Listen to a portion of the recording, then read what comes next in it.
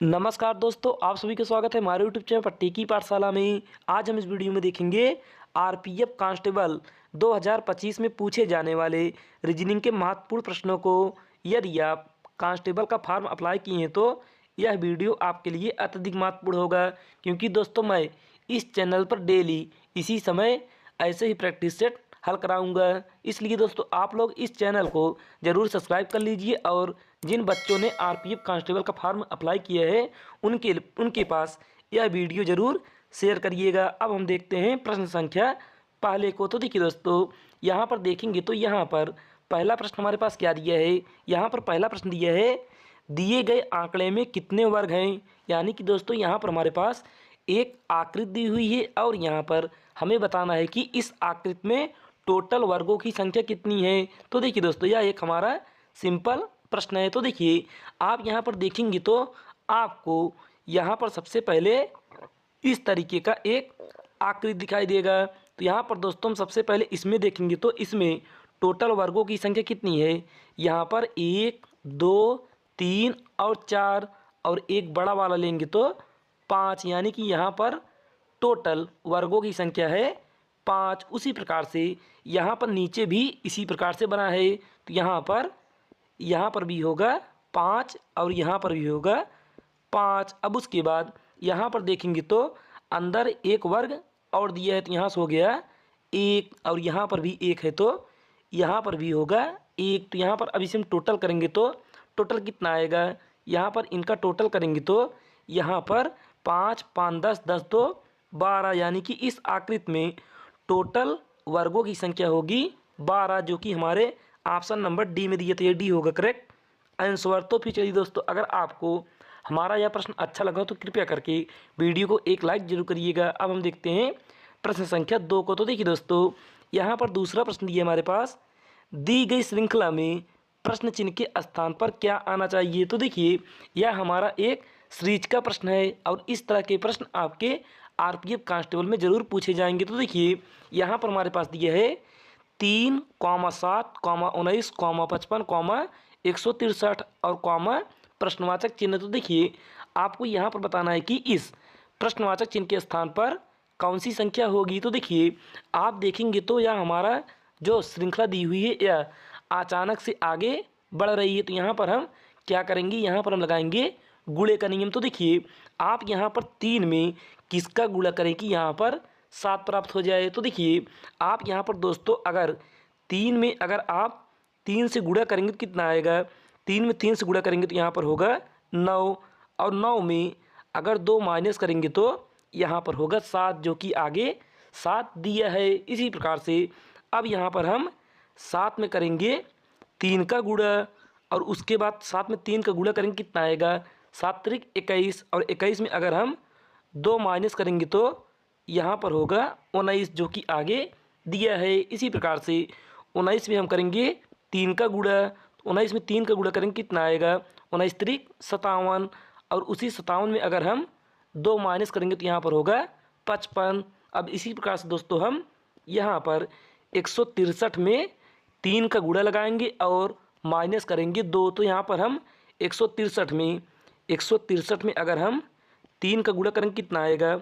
यहाँ पर 3 का गुणा करेंगे तो 3 तिहाई 9 और 3 छंग 18, 18 की 8 हासिल 1 और 3 1 के 3 1 4, यानी कि यह हो गया 489। अब उसके बाद दोस्तों इस 489 में अगर हम 2 माइनस करेंगे कितना आएगा।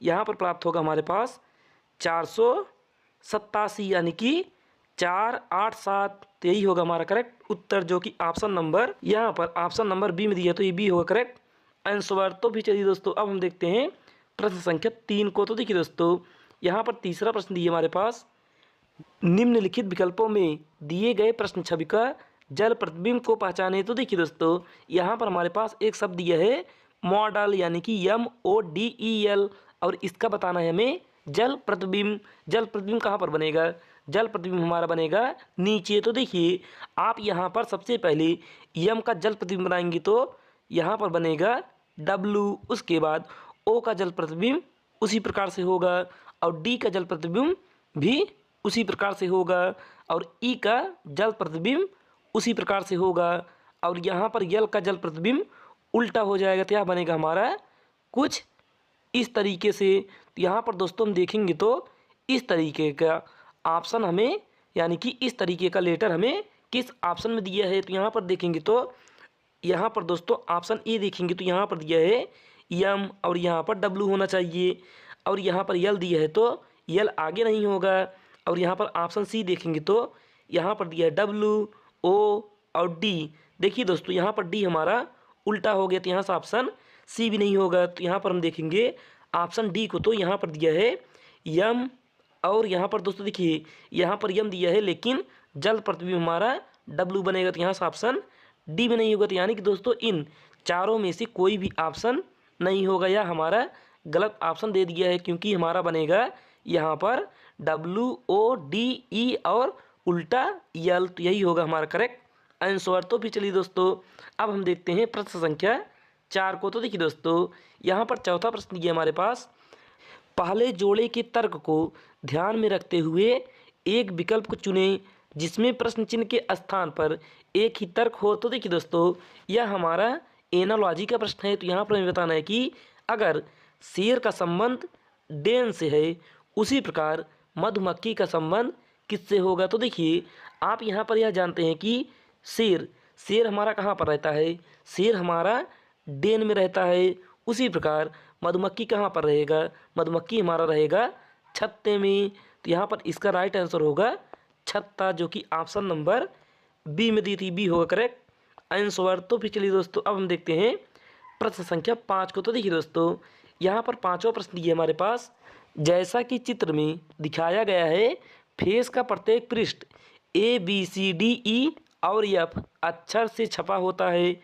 ए अक्षर के विपरीत अक्षर क्या होगा। तो देखिए दोस्तों यहाँ पर हमारे पास डाइस का प्रश्न दिया है, यानी कि पासा का प्रश्न दिया है, और हमें बताना है कि ए के विपरीत अक्षर कौन सा होगा। तो देखिए आप यहाँ पर देखेंगे तो नीचे हमारे पास 2 पासा दिया है, और यहाँ पर हमें बताना है कि ए के विपरीत क्या होगा। तो देखिए आप यहाँ पर सबसे पहले इन दोनों पासों में कोई एक सतह कॉमन ढूंढेंगे। तो यहाँ पर हम देखेंगे तो यहाँ पर हमारे पास बी दिया है और यहाँ पर भी बी दिया है, यानी कि बी होगा हमारा कॉमन। और इसी बी को पकड़ेंगे और घड़ी की दिशा में इस प्रकार से घुमाएंगे, और यहाँ पर भी बी को पकड़ेंगे और घड़ी की दिशा में इस प्रकार से घुमाएंगे। तो यहाँ पर हम देखेंगे तो यहाँ पर बी, यहाँ पर हम लिखेंगे सबसे पहले बी, उसके बाद बी के बाद प्राप्त होगा ए, और उसके बाद प्राप्त होगा सी। अब देखिए यहाँ पर अब हम उसी प्रकार से दूसरे पासे को देखेंगे। तो यहाँ पर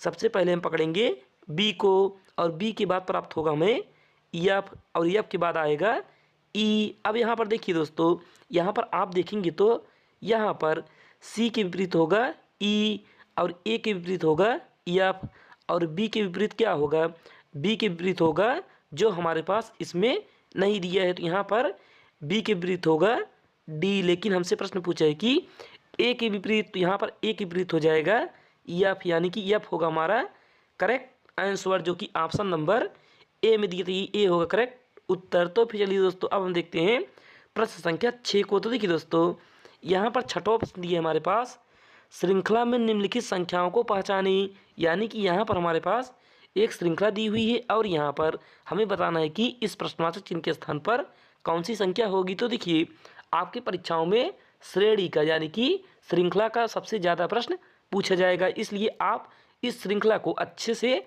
ज़रूर देखिएगा। तो देखिए आप यहाँ पर देखेंगे तो यहाँ पर हमारे पास दिया है 15, 26, 56, 108, 220। तो यहाँ पर हम सबसे पहले यहाँ पर हम दोस्तों करेंगे गुणा। तो यहाँ पर हम 15 में किसका गुणा करें कि 26 के करीब पहुँच जाएं। तो यहाँ पर हम 15 में अगर 2 का गुणा लगाएंगे तो कितना होगा, 15 दूनी 30। तो यहाँ पर होगा दोस्तों 2 का गुणा करेंगे तो 15 दूनी 30, और 30 में अगर हम 4 करेंगे माइनस तो यहाँ पर होगा 26। उसके बाद यहाँ पर हम 26 में करेंगे 2 का गुणा। तो 26 में 2 का गुणा करेंगे कितना आएगा, 26 दूनी 52, और 52 में अगर हम 4 प्लस करेंगे तो यहाँ पर होगा 56। उसी प्रकार से 56 में करेंगे हम 2 का गुणा। तो यहाँ पर 56 में अगर हम 2 का गुणा करेंगे तो कितना आएगा, यहाँ पर 56 में अगर हम 2 का गुणा करेंगे तो यहाँ पर होगा 112, और 112 में अगर हम 4 माइनस करेंगे तो यहाँ पर होगा 108। उसी प्रकार से 108 में हम 2 का गुणा करेंगे और प्लस करेंगे 4 तो यहाँ पर आएगा 220। अब उसके बाद यहाँ पर हम 220 में 2 का गुणा करेंगे, कितना आएगा 220 में अगर हम 2 का गुणा करेंगे तो यहाँ पर होगा 440, और 440 में अगर हम क्या करेंगे 4 माइनस करेंगे तो, क्योंकि उसके बाद हमने प्लस किया था अब करेंगे माइनस, तो यहाँ पर 440 में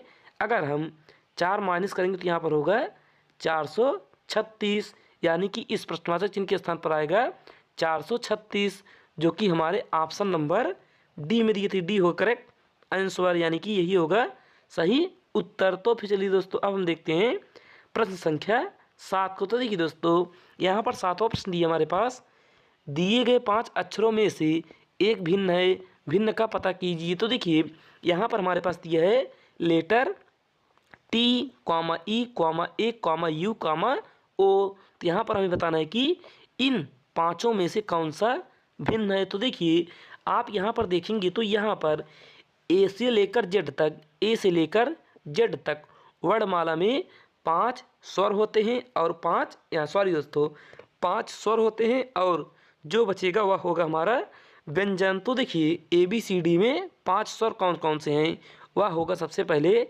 ए आई ई और ओ और यू, यही 5 होते हैं हमारा स्वर। इसके बाद जो बचेगा वह होगा हमारा व्यंजन। तो देखिए दोस्तों आप यहाँ पर सबसे पहले देखेंगे तो यहाँ पर दिया है टी ई ए यू ओ।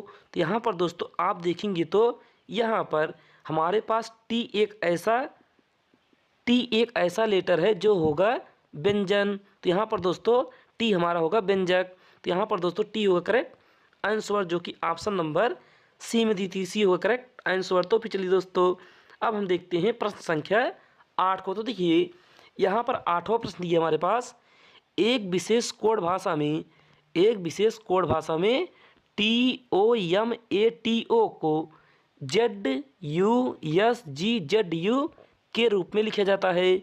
उस भाषा में CITRIC शब्द को कैसे लिखा जाएगा। तो देखिए यह हमारा कोडिंग डिकोडिंग का प्रश्न है। तो यहाँ पर हम सबसे पहले यहाँ पर देखेंगे तो यहाँ पर TOMATO का संबंध ZUSGZU से किस प्रकार है। तो देखिए आप यहाँ पर देखेंगे तो यहाँ पर टी का प्लेस वैल्यू होगा 20, और यहाँ पर ओ का होगा 15 और यम का होगा 13। उसी प्रकार से जेड का देखेंगे तो यहाँ पर होगा 26, और यू का देखेंगे तो यहाँ पर होगा 21, और यस का देखेंगे तो यहाँ पर होगा 19। तो यहाँ पर आप देखेंगे तो यानी कि इस शब्द में क्या हमारे पास नियम लागू हो रहा है। तो यहाँ पर देखेंगे 26 में यहाँ पर 20 में अगर हम 6 जोड़ेंगे तो होगा 26।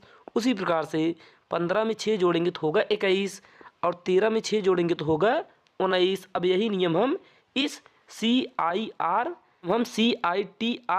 में लगाएंगे। तो देखिए आप यहाँ पर सी का प्लेस वैल्यू लिखेंगे कितना आएगा 3, आई के लिखेंगे तो 9, और टी के लिखेंगे तो 20। तो यहाँ पर दोस्तों हम देखेंगे तो यहाँ पर 3 में अगर हम 6 जोड़ेंगे तो यहाँ पर होगा 9, और 9 होगा हमारा आई का प्लेस वैल्यू। उसके बाद 9 में 6 जोड़ेंगे तो होगा 15, और 15 होगा हमारा ओ का प्लेस वैल्यू, और यहाँ पर 20 में हम 6 जोड़ेंगे तो होगा 26, और 26 होगा हमारा जेड का प्लेस वैल्यू। तो देखिए दोस्तों आप यहाँ पर देखेंगे तो यहाँ पर ऑप्शन ए और ऑप्शन डी में ऐसा आपको लेटर दिखाई देगा। तो यहाँ ऑप्शन बी और सी कट गया। अब उसके बाद यहाँ पर देखेंगे तो एक्स, और यहाँ पर हम लास्ट वाला लेटर देखेंगे दोस्तों। यहाँ पर दिया है आई और यहाँ पर ओ, यानी कि इकाई के दिया है यहाँ पर आई और ओ। तो यहाँ पर हम 3 में यानी कि सी का कितना होगा, सी का होगा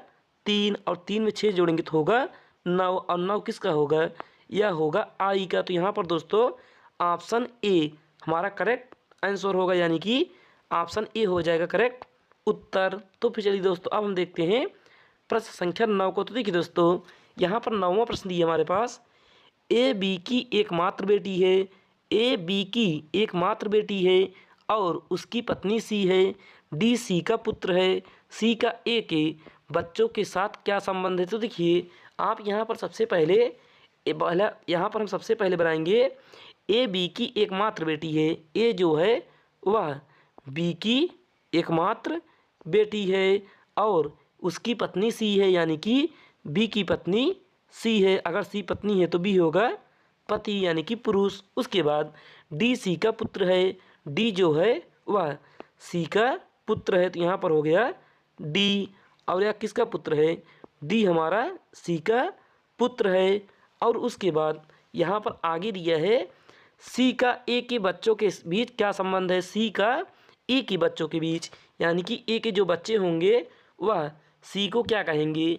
ए के जो बच्चे होंगे वह सी को कहेंगे दादी, क्योंकि सी होगी महिला। तो यहाँ पर दादी होगी हमारा करेक्ट उत्तर, जो कि ऑप्शन नंबर सी में दी थी, सी होगा करेक्ट आंसर। तो फिर चलिए दोस्तों अब हम देखते हैं प्रश्न संख्या 10 को। तो देखिए यह हमारा आज का आखिरी प्रश्न है। तो देखिए यहाँ पर आखिरी प्रश्न दिया हमारे पास, नीचे दी गई आकृति में कितने त्रिभुज मौजूद हैं? तो यहाँ पर हमारे पास एक सिंपल आकृति दी हुई है और यहाँ पर हमें बताना है कि टोटल त्रिभुजों की संख्या कितनी है। तो देखिए आप यहाँ पर देखेंगे तो आपको यहाँ पर सबसे पहले इस तरीके का एक आकृति दिखाई देगा। तो इसमें टोटल त्रिभुजों की संख्या होगी 3। देखिए कैसे, यहाँ पर हमारे पास एक आकृति दी हुई है और यहाँ पर एक त्रिभुज, 2 त्रिभुज और बड़ा वाला 3 त्रिभुज। तो यहाँ से हो गया हमारे पास 3 त्रिभुज। उसके बाद आगे देखेंगे तो यहाँ पर 2 त्रिभुज और दिया है, तो यहाँ पर हो गया 2 त्रिभुज। उसके बाद यहाँ पर ऊपर देखेंगे तो एक त्रिभुज और दिया है, तो यहाँ पर टोटल हो गया हमारे पास 3 2 5 5 1 6, यानी कि इसमें होगा टोटल 6 त्रिभुज, जो कि ऑप्शन नंबर ए में दिया है। तो चलिए दोस्तों आपको अगर हमारी वीडियो अच्छी लगे तो कृपया करके वीडियो को सबसे पहले लाइक करिएगा और चैनल को सब्सक्राइब करिएगा और अपने दोस्तों के पास ज़रूर शेयर करिएगा, क्योंकि दोस्तों मैं आज से प्रैक्टिस सेट आरपीएफ कांस्टेबल का शुरू कर दिया हूँ। अब हम मिलते हैं अगले प्रैक्टिस सेट में। आज के लिए बस नहीं, धन्यवाद।